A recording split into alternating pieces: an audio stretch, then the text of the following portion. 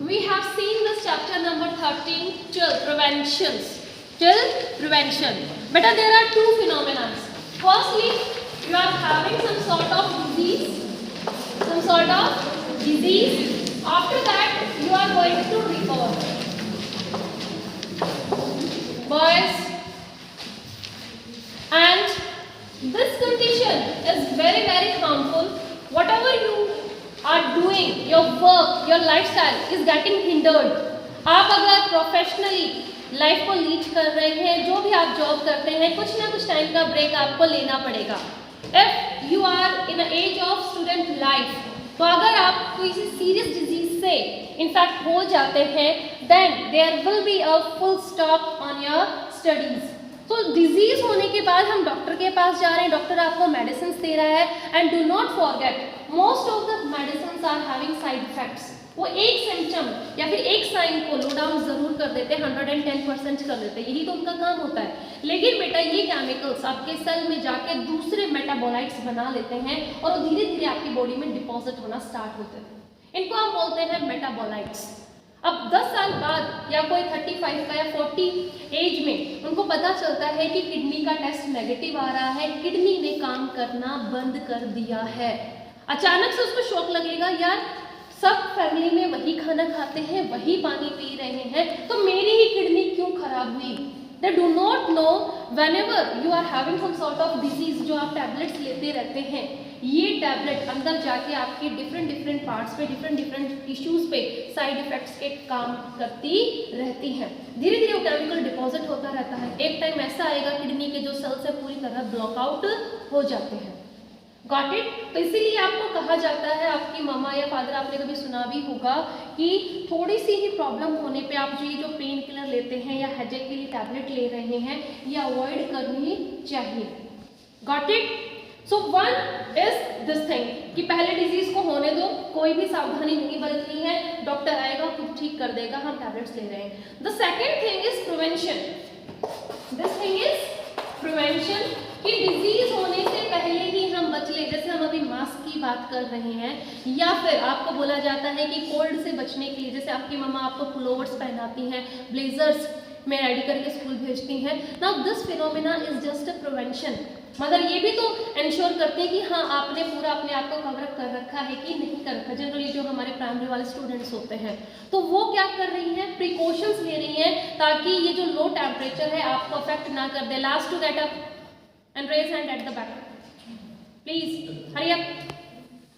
Pause the video. Start please. Okay. This is prevention. Prevention में जैसे मैं अभी आपको एग्जांपल दे रही थी कि जो आप पुलोवर्स पहन रहे हैं, अपने आप को प्रोटेक्ट कर रहे हैं ताकि आपकी बॉडी का 37 जो टेम्परेचर है 37 degree Celsius. We are warm blooded organism. Diversity chapter बेटा आपके सिलेबस में से डिलीट कर रखा है, लेकिन उसमें एक वर्ड है वार्म ब्लडेड. ह्यूमन बीइंग को anyhow they need to maintain this 37 degree Celsius temperature. कम जाएगा, जैसे सर्दियों में बाहर लो टेम्परेचर है, कम चला गया हमारा 37 डिग्री से तो भी हम मर सकते हैं. ठीक है. हाई चला गया फीवर में, क्यों आपको फटाफट हम ड्रग्स देते हैं, केमिकल्स देते हैं उसको लो डाउन करने के लिए. 37 से ऊपर जाना टॉलरेट नहीं करेगी आपकी बॉडी. 37 से नीचे भी चला गया तो टॉलरेट नहीं करेगी. वो गर्मी में जो आप फैन, एसी या कूलर की हेल्प लेते हो अपने आप को ठंडा रखने के लिए, बाहर 50 या 48, 47 में टेम्परेचर चला जाता है और हमें कितना चाहिए, 37. So it is better that we prevent ourselves before we getting any sort of the disease. बीमार होने से अच्छा है बचाव किया जाए. और बीमार होने के मैंने आपको नुकसान भी बता दिए हैं. ये मत सोचो सिर्फ रेस्ट मिलेगा, रिकवर हो जाएंगे. रिकवर होने के साथ साथ तो जो मैं मेटाबोलाइट्स बता रही थी, वो chemical through out the life आपकी बॉडी में घूमते रहेंगे और दूसरे ऑर्गन्स पे हार्मफुल इफेक्ट डालेंगे. सो प्रिवेंशन को अगर हम बायोलॉजिकल आगे देखते हैं तो आपको दो वर्ड्स पता होने चाहिए. The first one is antigen. Antigen मैंने काफी बार डिस्कस कर रखा है. यस और no? Yes ma'am. So any foreign particles which enter inside our body is known as antigen. It could be abiotic and yes very nice biotic. Abiotic में कोई भी स्टेट इसकी हो सकती है, solid, liquid and gas. Biotic में क्या very common conception that we are having some microscopic particles, जिसको हम बोलते हैं माइक्रो ऑर्गेनिज्म। छोटी ही चीज हमारे मेजर 3 ट्रैक्स होते हैं नोस्ट्रल से। ये मास्क हमारी 2 चीजों को कवर अप करता है, नोज एंड माउथ, क्योंकि इनके जो ट्रैक है respiratory system and digestive system, body के अंदर तक जाने का रास्ता दिखाता है उनको। Got it? तो यहाँ पे अगर कोई चीज माइक्रो ऑर्गेनिज्म है वो एंटर कर जाता है। Apart from micro organism, NCERT में एस्केरिस लम्ब्रिकॉइडस का एग्जांपल है, यस और no? Now see that size, उसकी लेंथ देखिए कितनी बड़ी है वो कैसे कर गई? Yes, anyone? You, second bench, white mask. Ascaris lumbricoides का साइज कुछ मीटर्स में, कैसे एंटर कर गई आपकी बॉडी के अंदर? हम माइक्रोस्कोपिक हमें दिखते नहीं, वो तो एंटर हो सकते हैं ना, हाथ से, खाने से, पानी से, अगर हमने हाइजीनिक कंडीशन को मेंटेन नहीं किया है। How this Ascaris lumbricoides? Face से साफ पता चल रहा है you haven't touch the NCERT, जो ऑनलाइन क्लास में मैं आपको अंडरलाइन कराती रहती थी, trypanosoma, leishmania, so many thing, very nice. Preboard will be started from the 2nd of Feb, syllabus complete book. वो मार्क्स जो इतने अच्छे लेके बैठे थे ना ऑनलाइन में, रियलिटी अभी सामने आएगी। जो मास्क आप लगा के घूम रहे तो मास्क अभी आएगा, उसमें से कितने मार्क्स आपके खुद के थे, कितने गूगल की फॉर्म से। Got it? ज़्यादा उसको डिस्कस नहीं करते हैं। ये इतनी बड़ी चीज़ें जब एंटर होती हैं, these are just because of their egg and larva. जब वो गंदा पानी अगर आप पी रहे थे, कहीं से भी रेडी वाला कोई साइड में खड़ा था, वहाँ से गोलगप्पे खा लिए, छोले भटूरे खा लिए, लेकिन अगर उनके पानी में, खाने में उसके छोटे छोटे जो एग थे, लार्वा थे, आपने देखा नहीं, वो आप खा गए, तो वो अंदर जाके बेटा ग्रो एंड डेवलप होते हैं। समझ में आया कैसे पहुंचा? किस फॉर्म में था वो? या तो एग फॉर्म में था या लार्वा की फॉर्म में था। अंदर जाके जब उसको इतना सारा नरिशमेंट मिल रहा है, ब्लड मिल रहा है, एनर्जी मिल रही है, तो वो अपनी ग्रोथ को शो करने लगते हैं। And I have also told you ascaris lumbricoides से जो डिजीज होता है एनसीईआरटी में कहीं नहीं है कि बेटा इसकी स्पेलिंग ये है, इसमें आईएस ऐड ऑन कर लीजिए। The disease name is ascariasis. Ascaris जो डिजीज होता है उसको क्या बोलते हैं?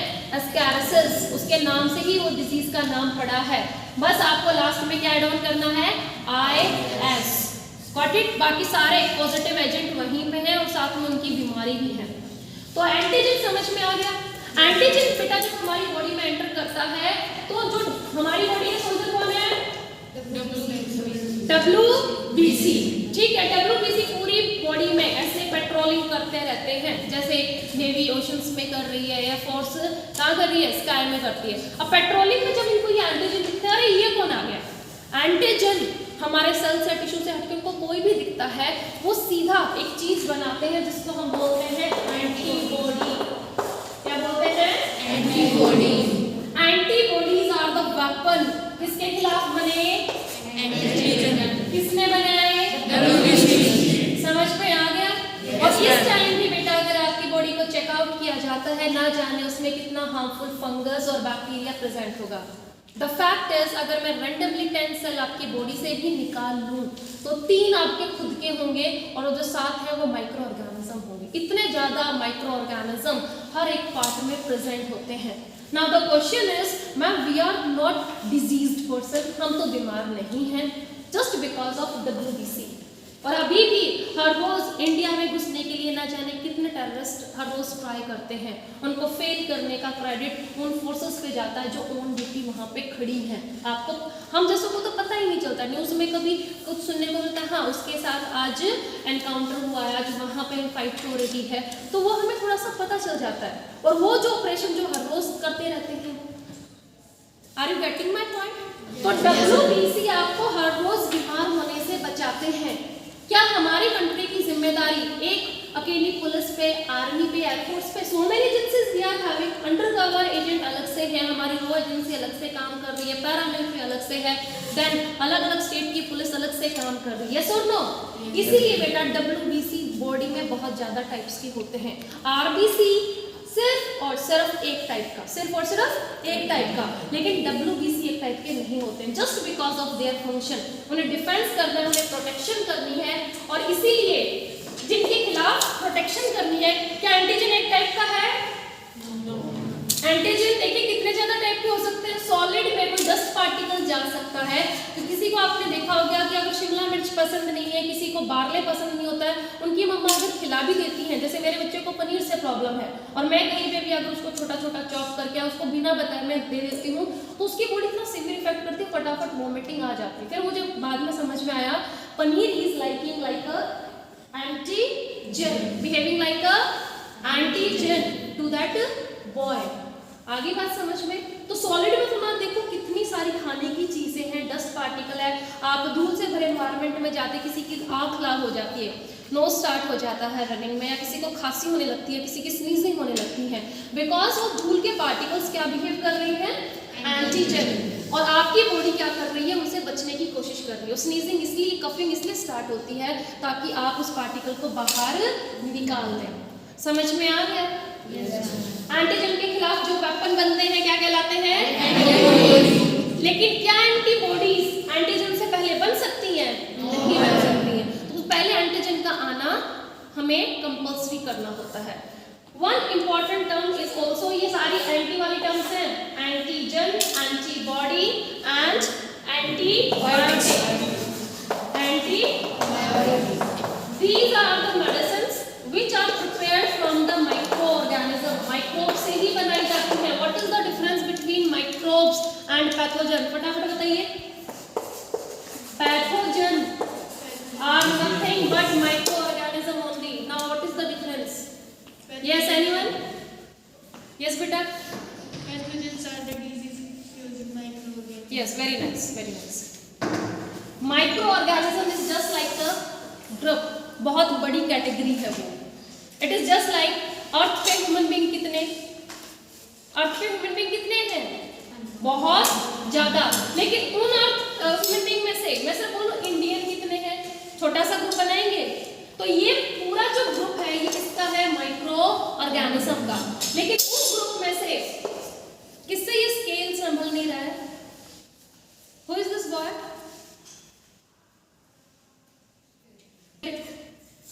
माइक्रो ऑर्गेनिज्म में से अगर हम इस छोटी सी कैटेगरी को देखें जो हमें बीमार करती है, क्या कॉज करती है वो? Disease. Not only human being, dog है, काव है, बफेलो है, not only animals but in plant also. Plant के डिजीज के बारे में हमको पता होगा जो फार्मर फैमिली से बिलोंग करते हैं। लीव्स का येलो हो जाना, उनका कट जाना, या फिर उनमें पोर्स हो जाना, स्टेम का स्वेलअप हो जाना, फ्लोट लाइक स्ट्रक्चर दिखना, ये पेड़ आपका बीमार है उसके सिम्टम्स हैं। और उसके अंदर भी माइक्रो ऑर्गेनिज्म घुस के उनको वैसे ही बीमार करते हैं। Do not forget if you are made up of cells, same is the thing with the plant. वो प्लांट को आप नोच जरूर लेते हैं, उसकी स्टेम तोड़ लेते हैं, फ्लावर तोड़ लेते हैं, आपको पेन होता है, उनको भी सेंस होता है।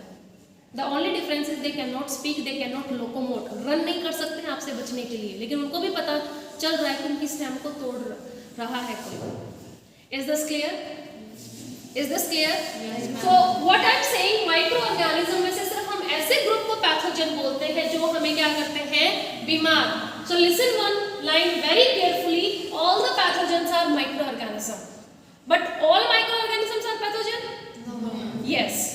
Again I'm saying, all pathogen are a group of this big circle or not?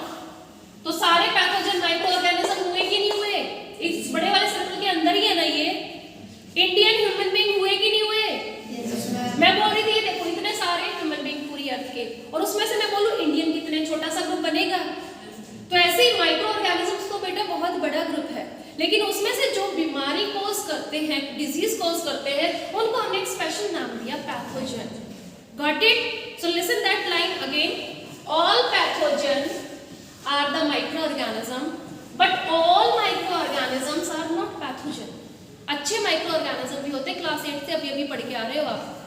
Chapter 2 microorganism, friend and foe, curd बनाने में, भटूरे बनाने में, इवन टी को फर्मेंट करने में, या फिर इडली बनाने में, बेवरेजेस बनाने में, अल्कोहल कितनी आप बॉटल्स देखते हो वो किस लिए है? फर्मेंटेशन के कारण। फर्मेंटेशन किससे होती है? माइक्रोऑर्गेनिज्म के कारण।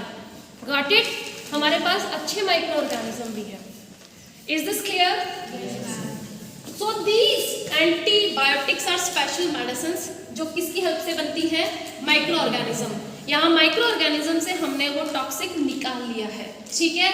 और उससे हम एक टैबलेट बनाते हैं और यूज किस पे करने वाले हैं, माइक्रो ऑर्गेनिज्म पे, पैथोजन पे, यस माइक्रो ऑर्गेनिज्म से, किसी भी माइक्रो ऑर्गेनिज्म से टॉक्सिक निकाल लेते हैं, लेकिन ये किल किसको करेंगे मेडिसिन, सिर्फ और सिर्फ पैथोजन को। दवाई जब आप लेते हो उसको कैसे पता चला, सिर्फ और सिर्फ बैक्टीरिया को ही मारना है, वहां पे उसको रास्ता कौन दिखा रहा है।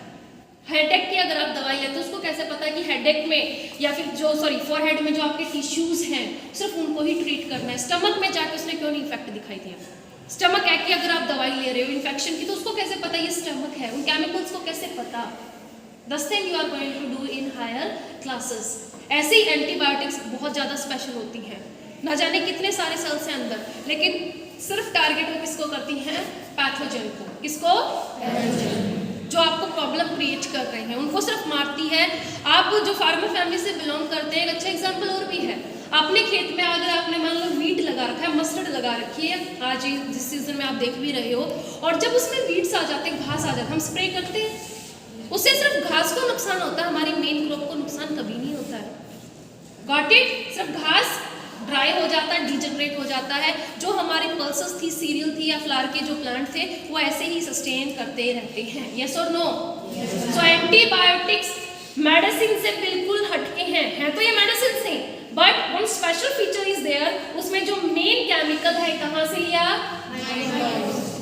और किसके खिलाफ यूज कर रहे हैं, इसीलिए इनको बोलते हैं एंटीबायो, लाइफ के अगेंस्ट। और ये किसकी लाइफ ले रहे हैं, पैथोजन की लाइफ ले रहे हैं। Got it. So one very good example is penicillin. Penicillin जो एंटीबायोटिक है हमने फंगस से डिराइव कर रखी है, उस फंगस का नाम था पेनिसिलियम, राइट। और ये पेनिसिलियम से ही ये वर्ड आया है पेनिसिलिन, तो मेडिसिन को भी हमने क्या बोल दिया, पेनिसिलिन। तीनों वर्ड एंटी वाले क्लियर है। एंटीजन कुछ भी फॉरेन पार्टिकल जो आपके सेल से हटके आपकी बॉडी में एंटर कर चुका है, गॉट इट। उसके खिलाफ क्या बनती है, और एंटीबॉडी से काम नहीं चल रहा, WBC यानी हरियाणा में अगर कुछ दंगे हो जाए, हो क्या जाए, हो चुका था, ठीक है। और फिर जब पुलिस ने हैंड्स अप कर दिए थे तो बाहर से हमें एक्स्ट्रा हेल्प लेनी पड़ी कि नहीं पड़ी, पैरामिलिट्री को आगे आना पड़ा कि नहीं पड़ा। तो जब WBC सफिशिएंट नहीं होते हैं, WBC से काम नहीं चल रहा है, उसको वही सिचुएशन आउट ऑफ कंट्रोल लग रही है, एंटीजन बढ़ता ही जा रहा है, तो हमें बाहर से मेडिसिन की जरूरत पड़ती है। Got it. तो यहाँ पे हेल्प लेनी पड़ती है एंटीबायोटिक्स, वो जाती है उस पैथोजन को, फिर वो किल कर देती है। Fine. Now next concept is of vaccination. उसकी वीडियो मैंने ऑलरेडी ग्रुप पे 2 या 3 दिन पहले डाल दी थी, जो मैंने वहाँ पे क्रिएट कर रखी थी। प्लीज